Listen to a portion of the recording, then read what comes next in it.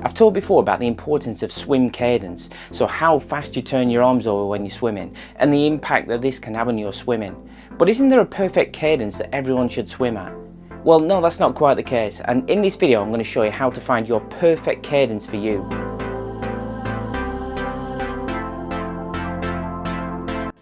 Well, so isn't there a perfect cadence that everyone should swim at? Well, no, that's not quite the case, because everyone's got different body shapes and sizes. Let me demonstrate this through something that we call the ape index.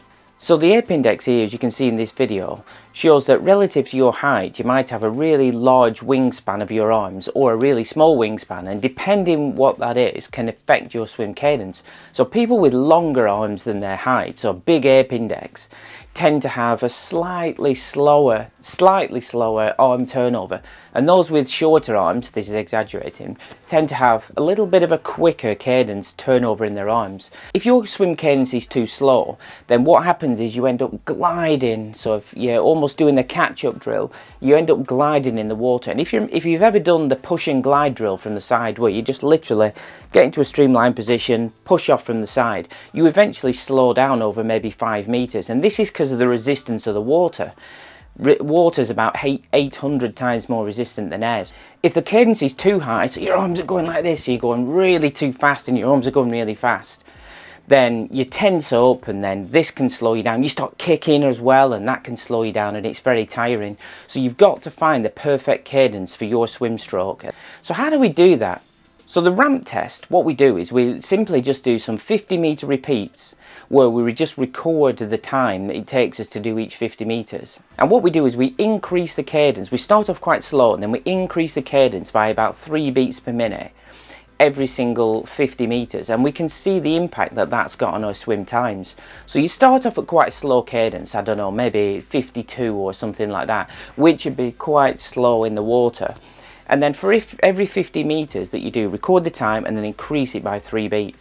So when you look at your results, you'll end up with a table very much like this. So if you look at this chart here, as you can see, the cadence is along the bottom and the speed is along the top. So as we increase the cadence, as we go through the ramp test, you can see that our speed is increasing. But then you get to a point where even if you increase the cadence, your speed doesn't get any faster.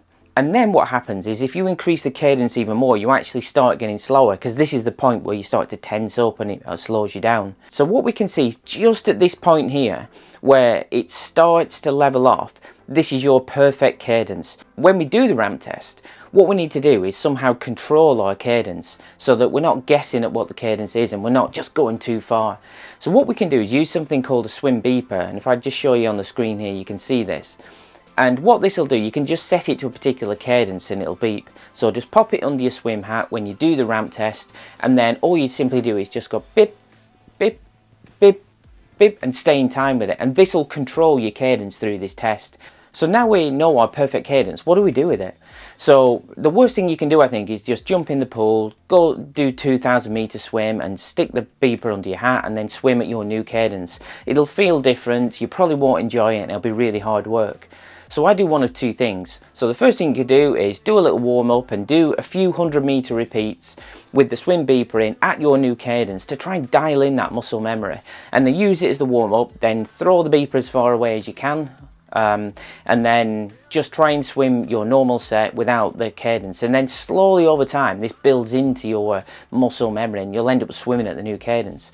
Or what you can do is do a main set. So if you did something like 200-meter repeats, then swim the first 50 meters of it with the swim beeper in at your cadence, and then take it out, swim 150 meters without it. So you start to build up the muscle memory for the first 50 meters, and then the remaining part of the interval you're just going off feel.